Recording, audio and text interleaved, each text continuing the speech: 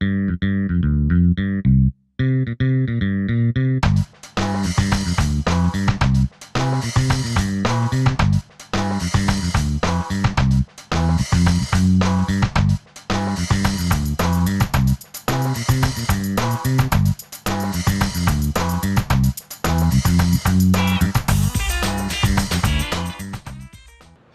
and welcome to Obey Your Inner Chef. My name is Danielle Vaughn, and I'm the head culinary instructor here at the Blairsville North Georgia Tech campus. Since fall is upon us, we're getting into soup season. So today I'm going to show you a couple of different things. First off, I'm going to show you how to make a chicken stock. It's a very simple process that you may not realize how easy it is. So we're going to do that first, and then after we make our chicken stock, we're going to make a white bean and spinach soup, and we're going to throw a little chicken in there from our chicken stock. So let's get started. So the first thing I'm going to do is I'm going to heavy bottom pot. This is called a roundo. Now, if you don't have a roundo, use like a soup pot or a stock pot, whatever the largest pot that you have at home.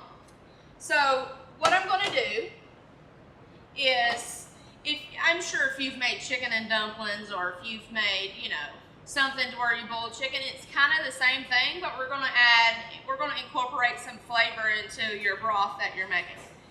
So the first thing I'm going to do is I'm going to get a bowl so I can put some trash in it. Get under the magic table.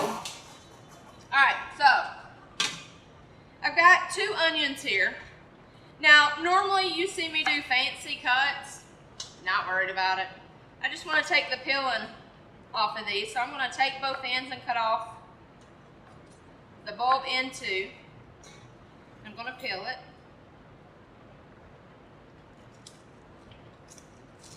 Alright, that one. One more. So what we're adding in here, if you watched the show before, you've heard me talk about a mirepoix. Well, that's what we're going to make right here is the mirepoix. So we're going to cut our onion, and you see, these are just a rough chop going in. Cut another one. What a mirepoix is 50% onion, 25% carrots, and 25% celery. So you get for all you math people out there, that's 100%. 50, 25, and 25. All right, let's clean this last one up. All right, so we're just going to cut it the same. And this is going to add flavor to our stock. So I have some carrots. Here's the next thing, because that's part of our mirepoix. I'm not going to peel these. The skin's going to add a little bit of color, plus the skin has nutritional value in it. So I'm just going to take and chop up our carrots. Make sure you wash them though. You don't want to put anything that's got dirt or pesticides or anything like that on it. To the pot we go. One more. One long soldier. Now for our celery, I've got 3 stalks of celery. Alright, so you notice that I'm going to use the celery leaves. This is going to add a more depth of flavor of celery. There's a lot of flavor in the leaves, and a lot of people don't use the leaves. If I'm using celery in a recipe, I usually don't use them, but for a stock or a soup, I kind of like it. So I'm going to add it in. I've got 3 cloves of garlic, and I'm just going to smash those. When you smash a clove of garlic, it starts to release the flavors. Just add a little garlic flavor in. Alright, let's see what else I got here. I got 3 bay leaves. Now, bay leaves are not edible. If you ever put a bay leaf in anything, you want to make sure you fish them out at the end. You don't want to eat them. So we're going to put in a bay leaf. Got some parsley over here. Put in a little parsley. Of course, put in the whole thing. And then I have chicken. So, if you're doing something at home and you've got chicken thighs or chicken legs, you can use that. You want to make sure that you have the bone still in the chicken, because the bone is going to add the flavor to the stock. So most of the time, well, a chicken stock is usually made with the bones. It usually doesn't have any of the meat still left on them. So when we make chicken stock, we usually make it after the students break down their chickens. When they do chicken fab, we have a whole case of chicken, so we make chicken stock. So that's what this is from, was the students did chicken fabrication, and I had some chicken left over. So these are chicken carcasses. You can see here, it's a nice little chicken, not meat left on it, it's just the carcass, the inside of it. So we're gonna add these two in. This guy's got a little more meat on him. We're gonna add him in. And then we've got, they deboned some thighs, the legs and the thighs, so we got a couple bones here. We're just gonna put that in, and I'm gonna deglove and clean up my yucky mess here. Move this over. Now you notice that my chicken was sitting in a double bath, in like a ice bath, because you always wanna make sure that you're using safety and sanitation. So the next thing we're gonna do to this is we wanna cover it with water. So I've got a gallon of water here, and you want to make sure everything is completely covered. All right, so gallon of water in. Now, if you have any other vegetables, like if you've got any mushrooms at home that you want to get rid of, throw the mushrooms in. If you've got like parsnips or anything like that that you're trying to get rid of, throw it in. So what I like to do is, there's my trash ball. So what I like to do is, at home and here, is that if I have like any leftover pieces of carrots or celery that I didn't use, I take it and I put it in a bag and I stick it in the bottom drawer of my fridge. And then when it comes time to make stocks, even if you're making a vegetable stock, you use your leftovers, so you're not going to buy additional things. If you was making a vegetable stock, you would just omit the chicken. You would leave the chicken out. So we don't want to season this. We don't want to put any, we don't want to put any salt or pepper or anything like that in here. We just want to leave it simple. So if you don't use it all, if you're making something else for another recipe, then you can add additional seasons and spices for the recipe that you're using. So you can see that everything is covered. If you want to add more vegetables, you can do that. If you want to add in some thyme or any other herbs, by all means, please do that as well. So what we're going to do is this is going to go over to the eye here, and this is going to cook for 6 hours. Yes, I know it's a long process, but good, flavor takes time to develop. So a good 6 hours is good. Now, when you make stock, you don't want it to boil, because that's going to make the evaporation process go quicker. You just want it to have a light simmer the whole time. And that's cooking everything and simmering everything together. And you always want to use cold water when you're making a stock.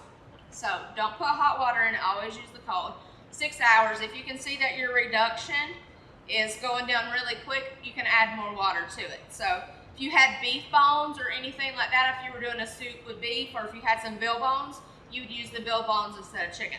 So I'm going to put this on, it's going to cook for 6 hours. Now I know we are not going to be on the show for 6 hours, so I'll show you what happens when it's done.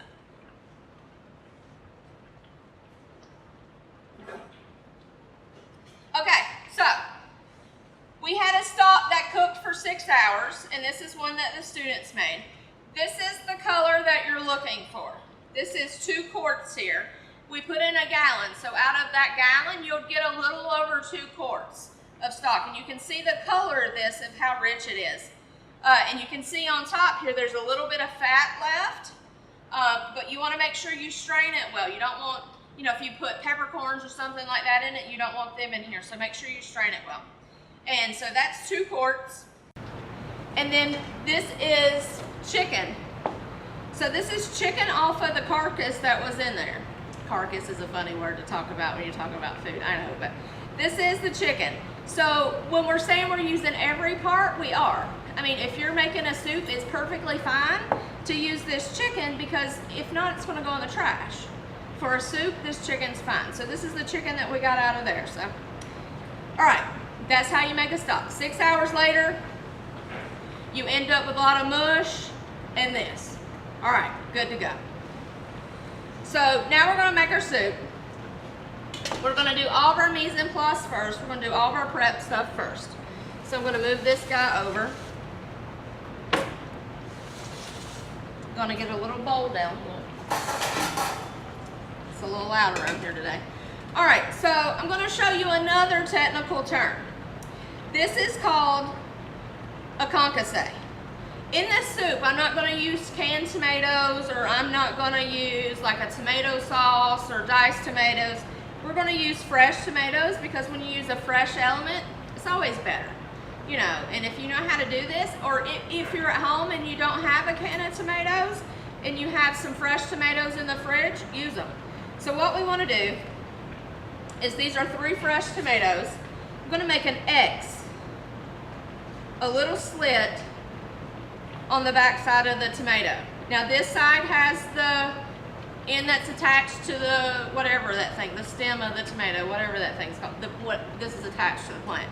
So we're going to make a little X, and we're going to blanch these. And what we're going to do is, it's only going to take a second. So I'm going to turn around.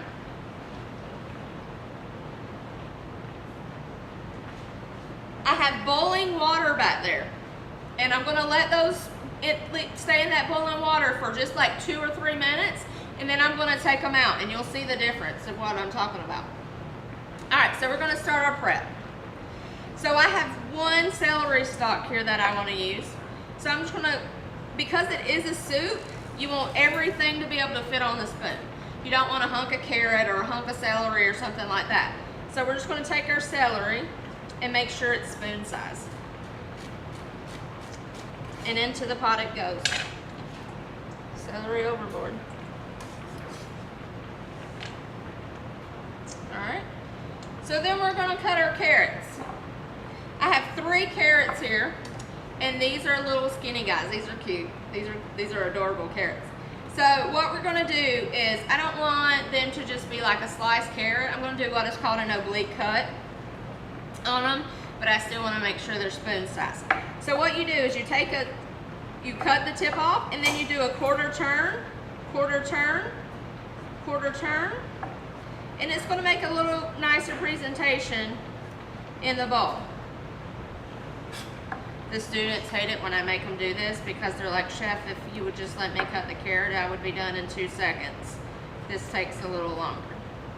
Well, we have 30 minutes, so we can do it today. So, even I have to think about this one for a little while. Back in the 80s, this used to be one of the most popular cuts, was an oblique cut. All right, that end's done. All right, so we'll put that 1 carrot in. And what it does is, it makes them like have a little pointy edge on it. We did the gala, the students did the gala a couple weeks ago, and they did 50 pounds of these with this cut. So they really weren't happy, but I can tell you they probably have the best oblique cuts in North Georgia, because they had to do 50 pounds. We may not use all 3 of these carrots. We'll see how much we have.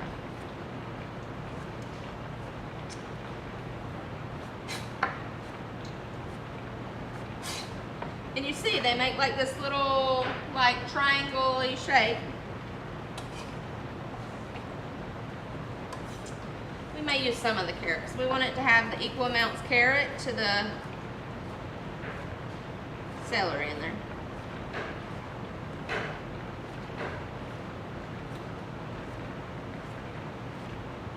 Alright, that's good.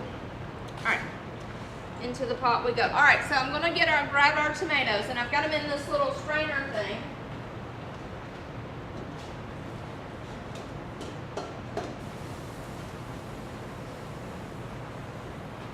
Alright, so you can see here that the texture of our tomato has changed, and this tomato is very hot. So I have a water bath here, and I'm going to put these tomatoes in the water bath just so they cool off, so I can work with them.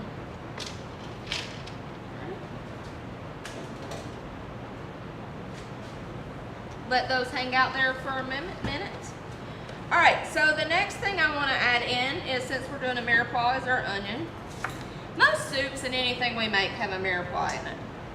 I bet we could probably buy stock in carrots, celery, and onions. off our onion here. This one has like another different layer of skin, so you make sure you want to get it off. All right, so we're going to do a dice on this, and I want the onions to be about the same size as the carrots, so everything cooks evenly. So I'm going to do like a medium-sized dice on these. You can see that I'm going all the way to the end of the bulb and keeping it together.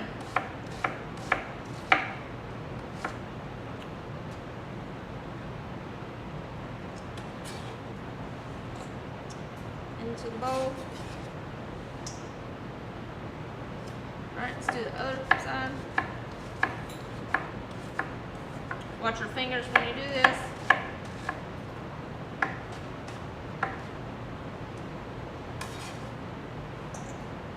Into the bowl.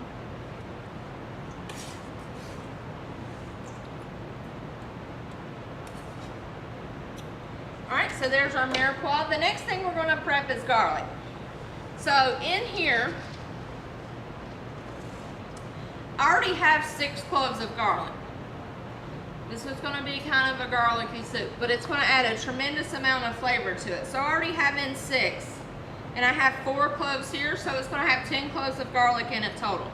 So always cut off the end, the little root piece, to the garlic. And we're going to mince this. A little anger management, de-stress, smash some garlic. When you smash garlic, it starts to release the flavors. So we're going to do a mince.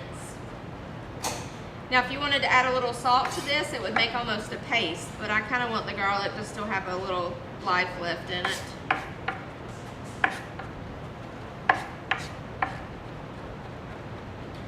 Alright, so just keep your knife and just keep going back and forth through it till you get the texture that you're looking for. Always clean off your knife, because sometimes garlic gets a little sticky and sticks to the sides of your knife.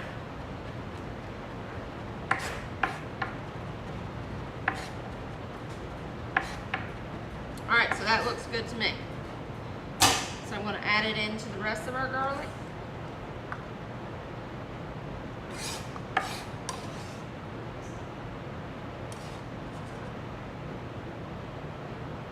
Alright, so garlic is prepped. So the last thing that we have to prep is our tomatoes. And we're going to put these in a separate bowl.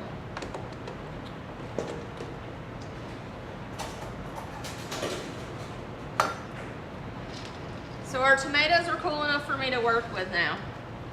And as you see here, the skin just falls right off of them. And this can get a little messy, so be careful. But by us putting the X in them, it helps us just pull the skin right off. Tomatoes are not the easiest things in the world to peel. Let's do another one.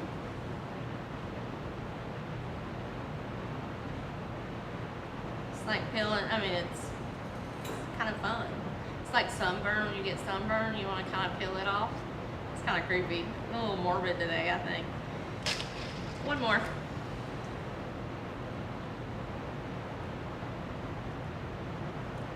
Kiddos would enjoy doing this. Kids or the grandkids.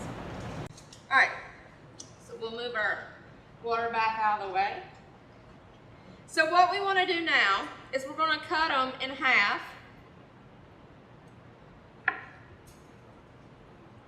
And we're going to take and we're going to de-seed the insides of these. So just take your fingers and run your fingers along the inside. And we want to take out the seeds, because when you're eating soup, you don't want to eat the seeds out of a tomato.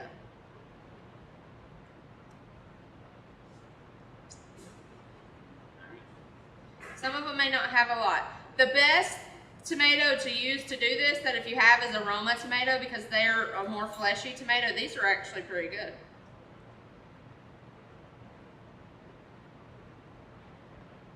All right.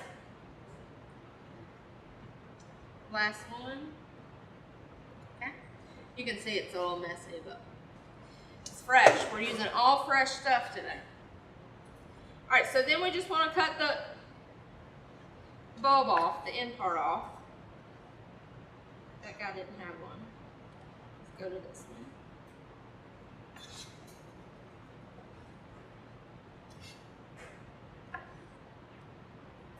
All right, one more. And then we're going to take and we're just going to do a rough chop on these. And when we put them in our pan, in our pot, our sauce pot, when we go to make this, these are going to break down. I tell you, nothing wants to hit the bowls today.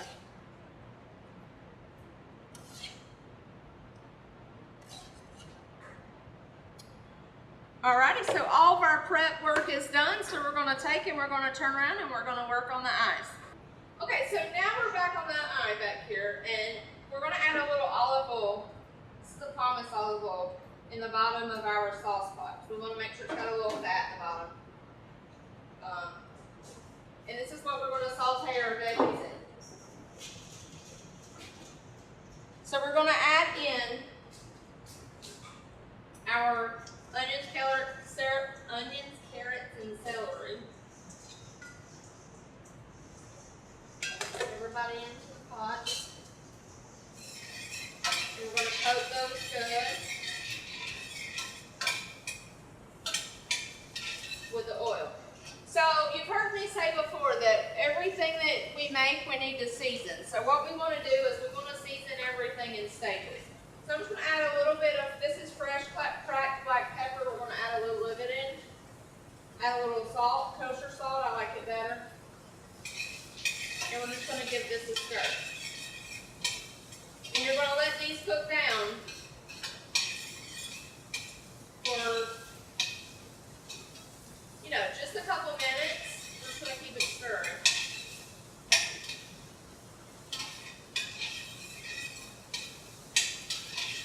Alright, so everything's coated. So the next thing that I want to add in is our tomatoes.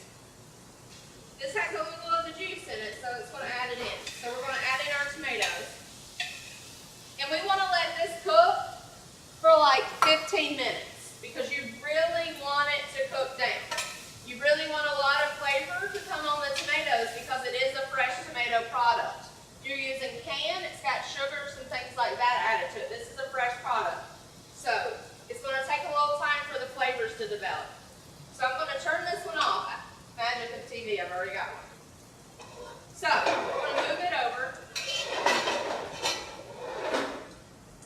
You can see from this one, this is the same amount of ingredients that was in the last one. This is how much it's cooked down.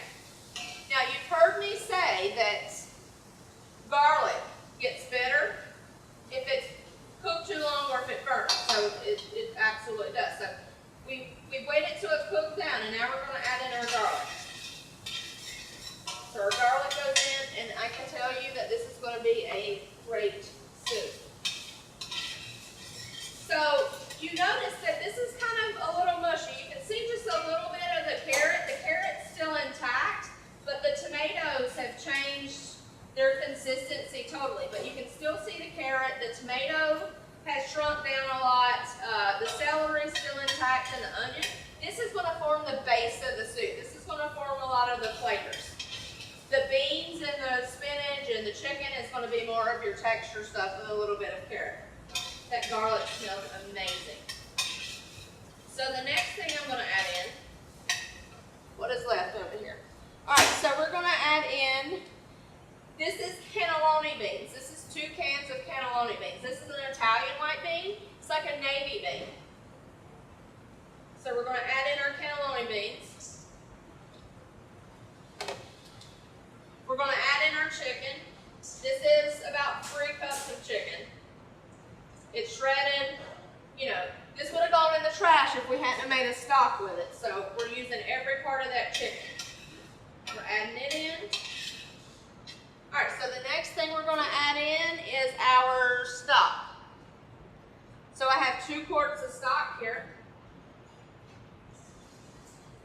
We may not use it all. Let's see. Yeah, I think we're going to use it all. 2 quarts go in. I'm going to give it a stir. And we're going to come up to temperature. So while we're doing that, since we're flavoring in stages, seasoning in stages, a little more crushed black pepper, a little salt,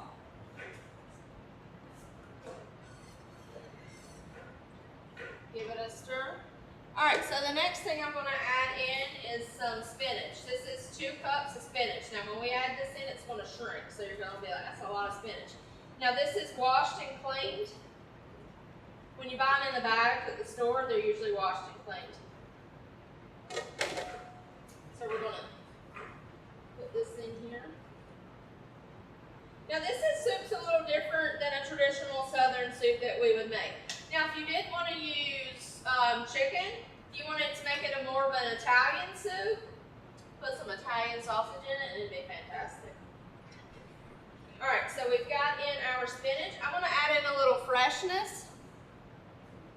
So I'm going to take it and I'm going to add in a little parsley. I'm not going to worry about cutting it. It's just going to be another, more green to it. It's going to be like a real earthy soup. If you have like a Parmesan cheese rind or something sitting at home, now would be the perfect time to put it in and just kind of let it work together. A little more parsley. Fresh herbs, fresh herbs are the best. That one went overboard. Alright, that's probably good.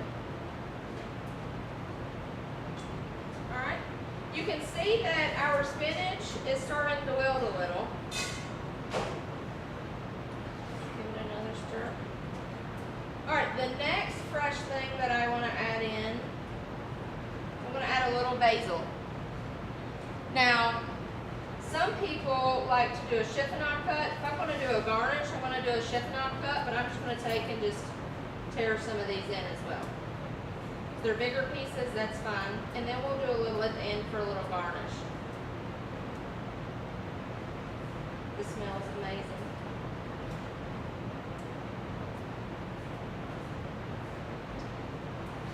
When we do this, we're just kind of trying to keep everything intact and as rustic as possible.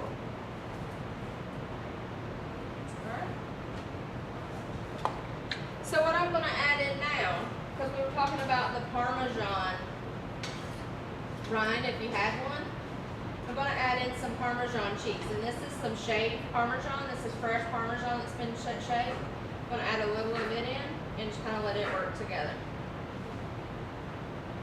Alright, so this is going to cook. For the longer it cooks, the more flavor it's going to have. But this soup will be done in 10 minutes. It's easy to put together once you've done all the prep. So we're going to let it cook for 10 minutes and then we're going to come back and play. Alright, so now our soup, you can see the texture's a little different of our spinach and it started to cook down, but it's still intact. Man, this looks good. So I'm going to take and put a little in a bowl.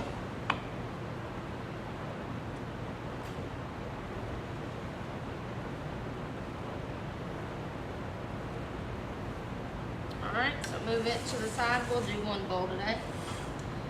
I'm going to clean up my bowl. I can't stand for anything to be on the side of the plate. Alright, so now we're going to do a little garnish. I left a little basil here. We're going to do a chiffonade cut on it, just so it's got a little freshness to it since the other basil's cooked down. So with the chiffonade, it's like the cigar roll. So we're just going to roll it up. And it's the one I like to call the confetti cut. Alright, so let's make some confetti. Alright, so we're going to add in some of our pretty shaved Parmesan cheese on top. Then we're going to add our fresh basil on top. Alright, so there is the soup that we made. It is a rustic, we're going to call it a rustic. It's our rustic white bean and spinach soup with chicken. I think this is a great meal to utilize what you have in the fridge. Great fall, winter meal. Check it out, give it a shot. If you ever have any questions about the program, we're enlisting now for our spring semester, which starts in January. Call the front office, give me a call, send me an email. My contact information is at the end of the show, so check us out. Any questions? If there's any recipes you want us to do, if there's something you want to learn how to make, shoot me an email. More than happy. Sometimes I'm like, what am I going to make today? So I always like to hear from you, see what you got to say. Always also check out Obey Your Inner Chef on Instagram. So I hope you enjoyed the show today, and I hope you enjoyed the soup, and I hope you learned how to make a nice chicken stock. So until next time, I hope you obey your inner chef.